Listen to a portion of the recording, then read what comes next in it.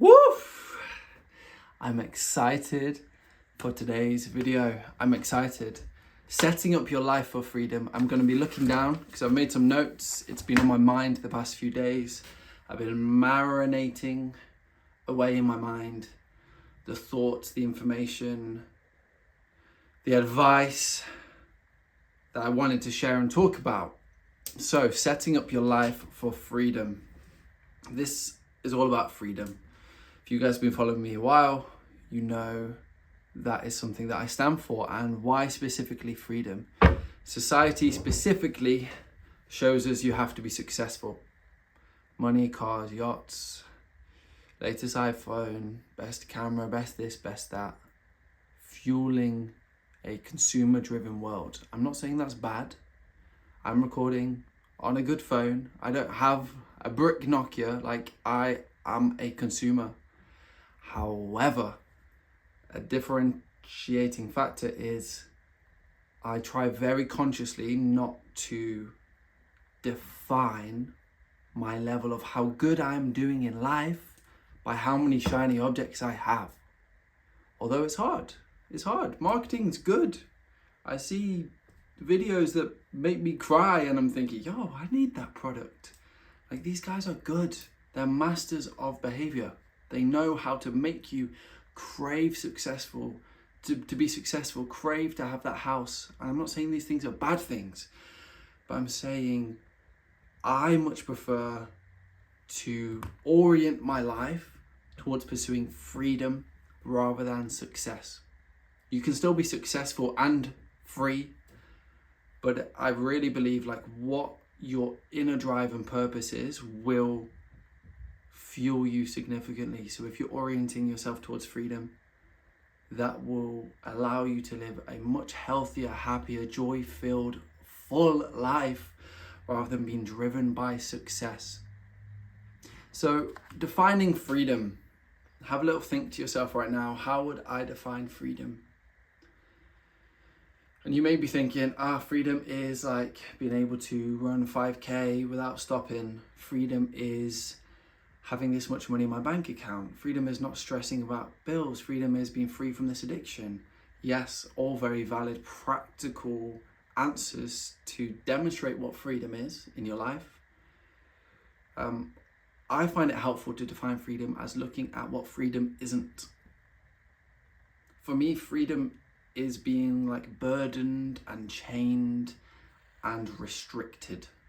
A lack of freedom. That's what freedom is not. So then I turn it on its head. Is freedom is being unburdened, unrestricted, not tied down.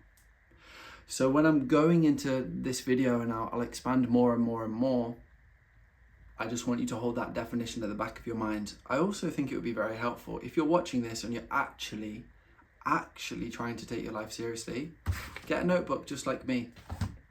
Write some key things down. At the end of the day, you need to realize, like, am I just watching another video because I like the sound of it and I think maybe I could get 1 or 2 points and maybe I can use this information to help me. I'm still a bit and ahhing.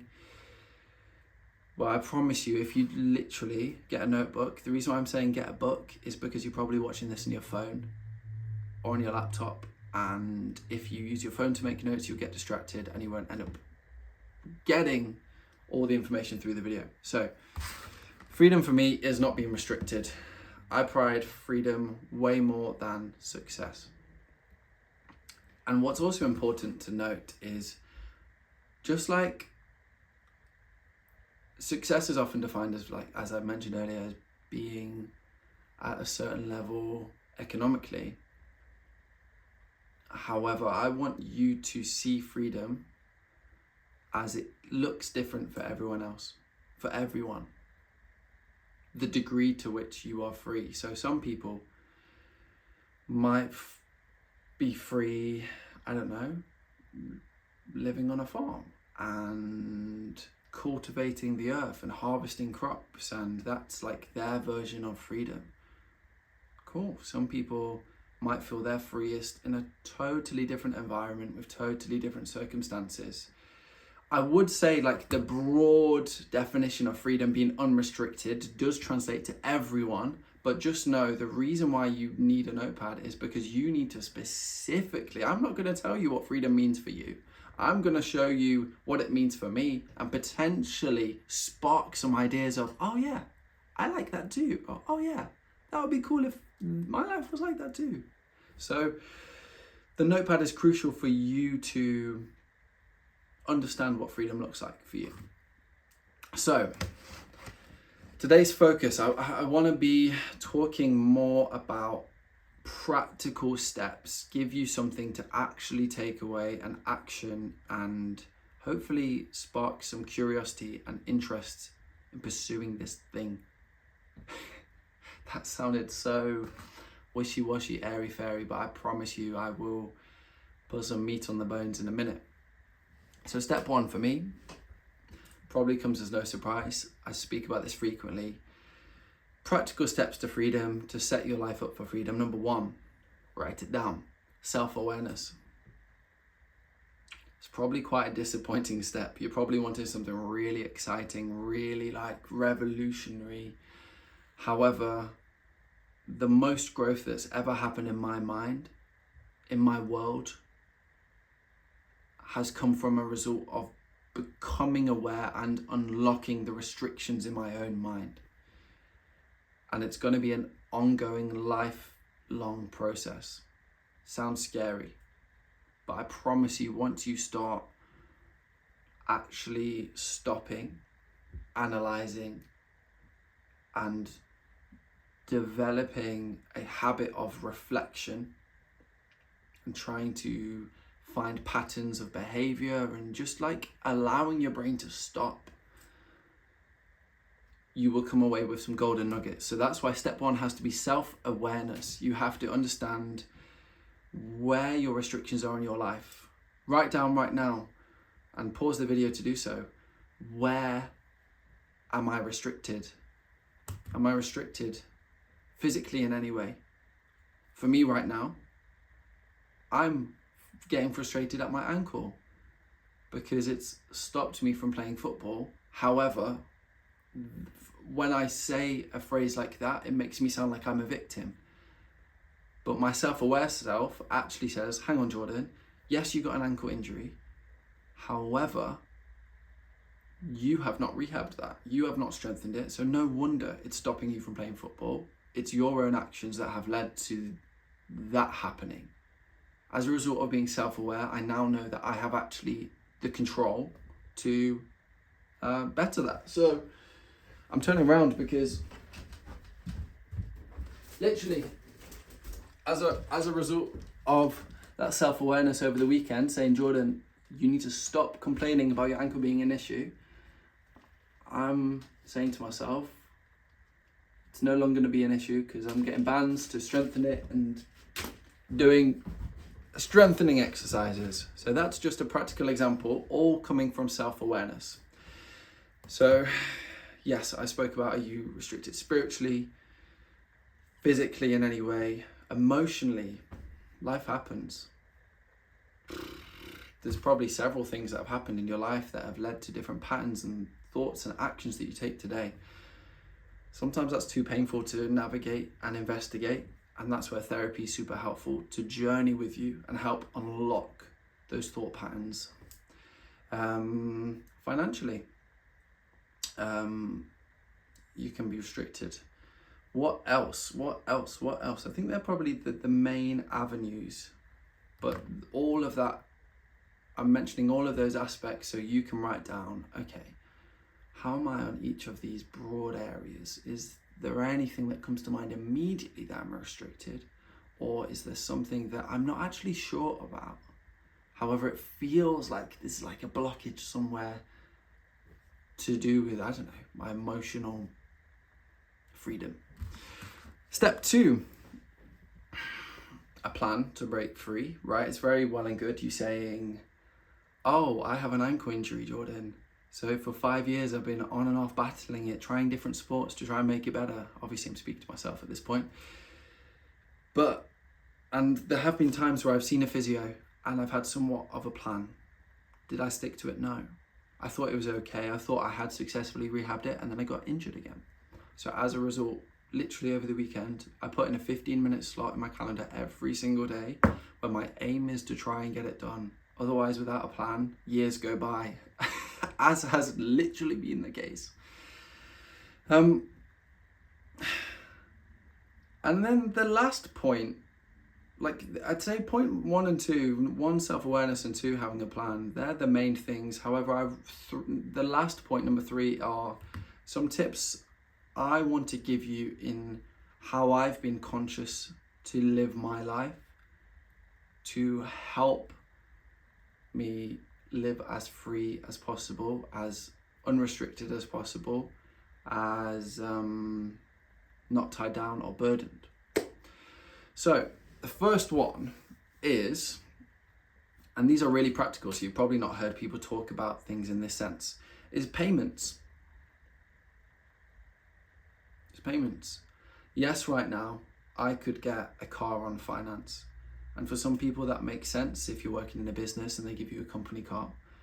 But a lot of the times when you look at the overall fees, it doesn't necessarily make the most sense. And I'm not telling you don't finance a car, this, that, the other. But for me, it made a lot more sense to own a car outright than to be restricted knowing that I'm paying hundreds of pounds a month for a vehicle that is literally serving the purpose of getting me from A to B. Yes, I like cars. Yes, it would be beautiful if I could get my Tesla Model X, for example. However, I know, again, it's a beautiful, shiny object that may or may not come in time. But I don't need to rush that. When it makes sense financially, and when it means that I'm not having to restrict any part of my freedom in order to afford a vehicle like that, yeah, I might invest into something like that. But for now, I was really almost like stubborn in my mind about I don't want to be restricted with my payments. With the phone, I'm recording this on an iPhone. I didn't want to be locked into like a 40, 50, 60, 70 pound per month contract. So I bought the phone refurbished and pay for it on a SIM only plan. And I did the calculations over a 2-year term, of which I would usually replace my phone. I'm saving a couple £100 over that term. Great, perfect. That's like, it's a win-win. So in terms of payments, I think that's worth talking about. Obviously, the biggest payments are usually accommodation. You are blessed if you are living at home with your parents.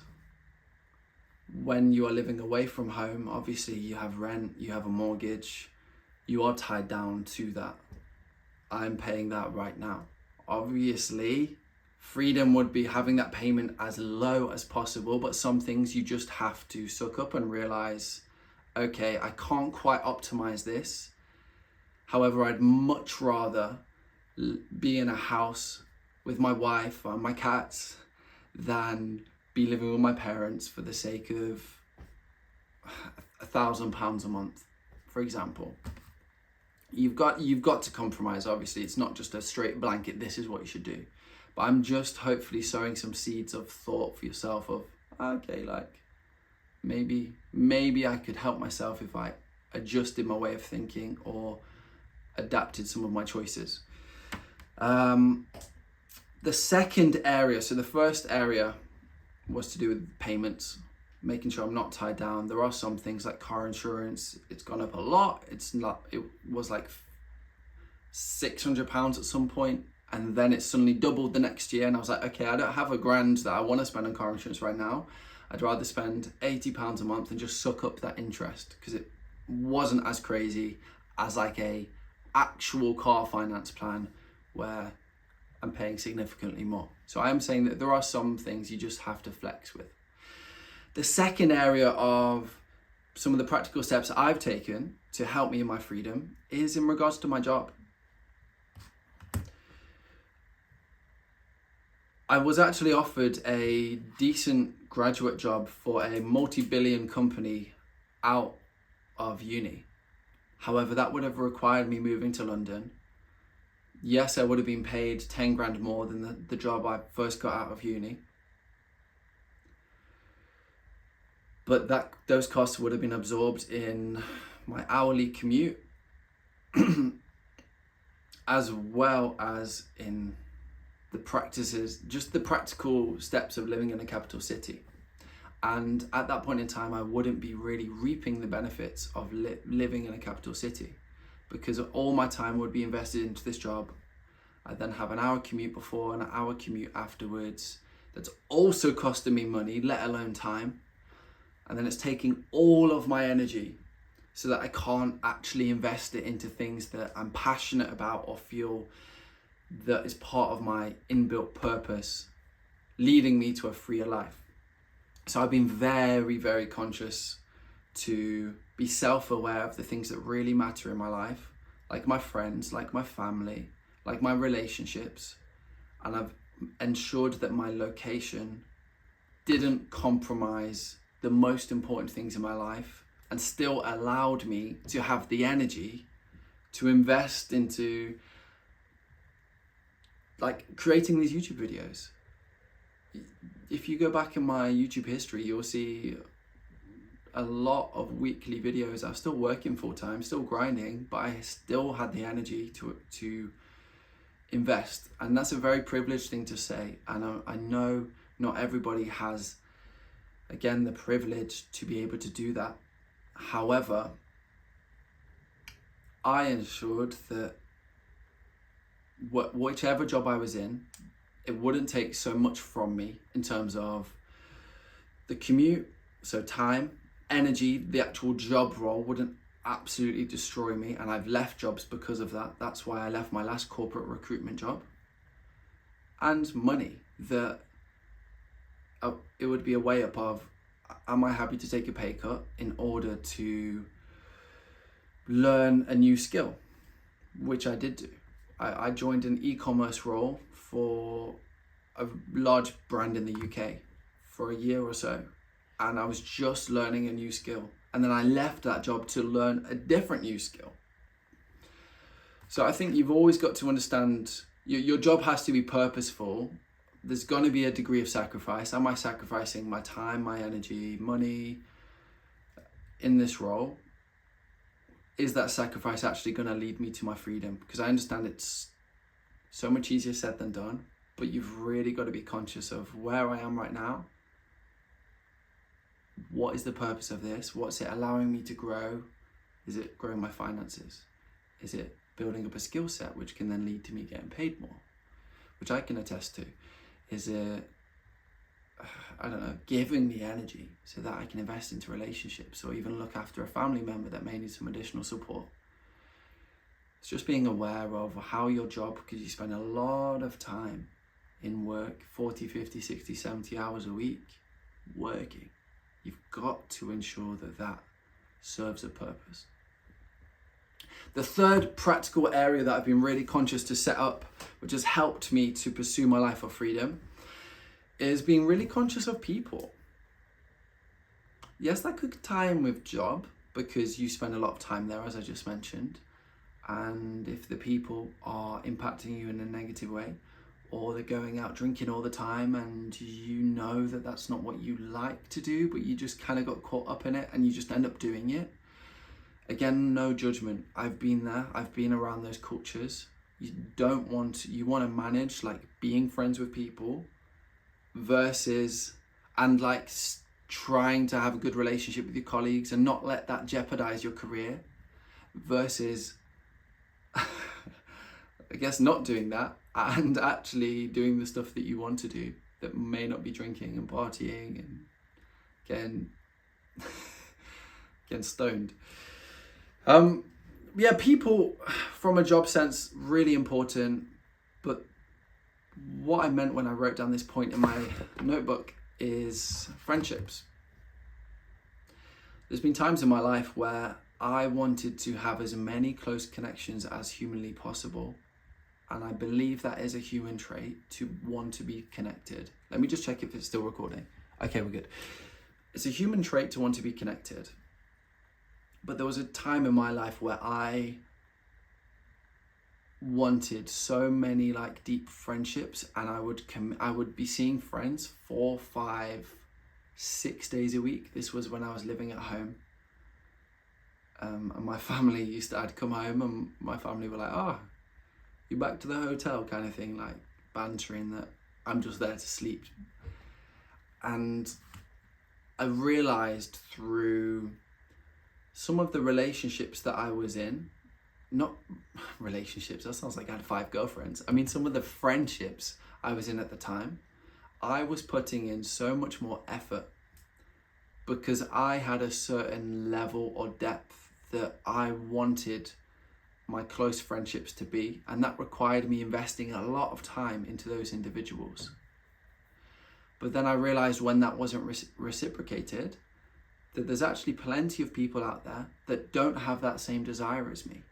And it's actually okay to not have that type of person in my life as a main figure, because it's always going to be me chasing, me investing energy. Yes, whilst I hung out with them, vibes were great, energy was great, leave feeling happy. And it's not like I cut them off as friends, they're still friends to today. But in terms of, when I talk about being selective with people, it's choosing who you spend the most time with. Is this a reciprocal friendship? How is this benefiting me in my life? Are they good for me in my life? Thankfully, I will hold my hands up and say, I believe I've done a pretty good job in surrounding myself with positive influences and not having friends that are dragging me down. Damn, I've got an eye itch all of a sudden. And don't get me wrong, there's definitely times in school where you just go along with the crowd, but having left school, I always chose to kind of do my own thing. And if friends were doing one thing, if it didn't match, if it wasn't something I didn't like to do, I wouldn't force myself to go along necessarily. That wasn't the case. So, and I know this is a big issue for a lot of people, their entire lives, is friendships. Is, am I meeting up with this person because they fill a void, and once I've met up with them, I feel like good about myself because I'm telling myself I've got friends. It's true. This happens a lot. And sometimes it's really difficult to face some of these home truths of thinking, this friendship isn't so great. However, if I distance myself from them, I might not have anyone to hang out with.